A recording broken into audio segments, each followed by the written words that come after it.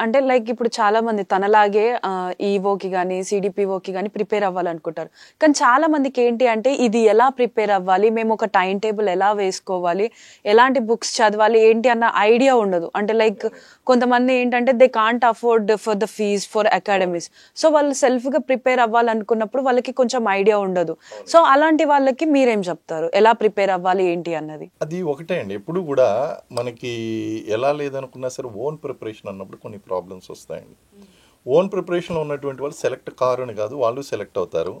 కాకపోతే they have to pass through the very tough journey. ఆ journey అనేది చాలా టఫ్గా ఉంటుందండి.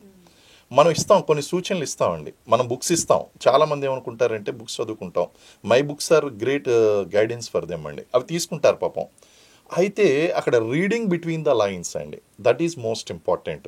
దాన్ని క్యాచ్ చేసినటువంటి వాళ్ళు ఓన్ ప్రిపరేషన్ ఏదైతే ఉందో వాళ్ళకి నేను చెప్పేస్తాను, అంటే ఒకవేళ మీరు చాయ్ నవ్వలేకపోతే అమ్మా పుస్తకాలు చదువుకోండి అమ్మా అని. కానీ reading between the lines is most important.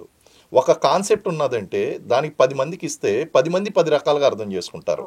కానీ నేను చెప్పిన విధంగా అర్థం చేసుకుంటే వాళ్ళకి మార్కులు వస్తాయండి.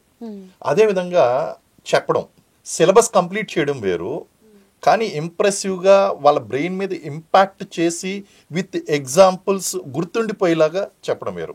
నేను క్లాస్లో ఎప్పుడు కూడా ఇంటర్వ్యూ చూస్తున్నటువంటి పిల్లలు కూడా గుర్తు తెచ్చుకుంటారు. నేను ఎప్పుడు కూడా క్లాస్లో ఒకటే మాట అంటాను, మరి ఈమె కూడా గుర్తుండే ఉంటుంది, నేను ఎగ్జామ్ పేపర్లో మీకు వినిపిస్తాను, ఆ పేపర్లో కనిపిస్తాను అని చెప్తాను. ఇది my repeated dialogue to them. Okay. ఎందుకంటే ఒక ప్రశ్న వాళ్ళు అటెంప్ట్ చేసినప్పుడు నేను క్లాస్లో ఏం చెప్పానో అనేటువంటిది వాళ్ళకి చెవుల్లో వినిపించాలండి నేను చెప్పింది. సో అంత ఎఫెక్టివ్ టీచింగ్ కనుక మనం చేయగలిగితే పిల్లలకి 10 సార్లు చదువుకునేది 2-3 సార్లు చదువుకుంటే వాళ్ళకి వచ్చేస్తుందండి. Number 1 is that. Number 2 is simplifying అండి. చాలా మంది ఈ టీచింగ్లో ఏం చేస్తారంటే జార్గాన్స్ యూస్ చేయడం, లేకపోతే నేను ఎక్కడా లేనటువంటి పాయింట్లు చెప్పడం. Stick to the basics. మీరు గ్రౌండ్ని స్టిక్ అవ్వండి. గ్రౌండ్ స్టిక్ అనేవి ఏది అవసరం, బేసిక్ అంటే మరీ బేసిక్ లెవెల్ కాదు, బేసిక్ తర్వాత అడ్వాన్స్డ్, బేసిక్ తర్వాత అడ్వాన్స్డ్, మోస్ట్ అడ్వాన్స్డ్, ఇలా స్టెప్ బై స్టెప్ వెళ్ళాలి. ఈ స్టెప్ బై స్టెప్ వెళ్ళినప్పుడు వాళ్ళకి ఇంపాక్ట్గా చెప్పడం అనేటువంటి చాలా ఇంపార్టెంట్ అండి. అయితే చాలామంది ఏమంటారంటే సార్ మేము ఫీజులు కట్టుకోలేము, మరి అంటే నేను చాలామందికి కొంతమందికి హెల్ప్ చేస్తాను, అలాగే కొంతమంది ఏంటి అంటే సరేనమ్మా నువ్వు చదువుకోమ్మా మెంటర్షిప్లో అంటాను. కానీ ఇప్పుడు నేను చెప్పిందంతా కూడా వాళ్ళు కోల్పోతారండి.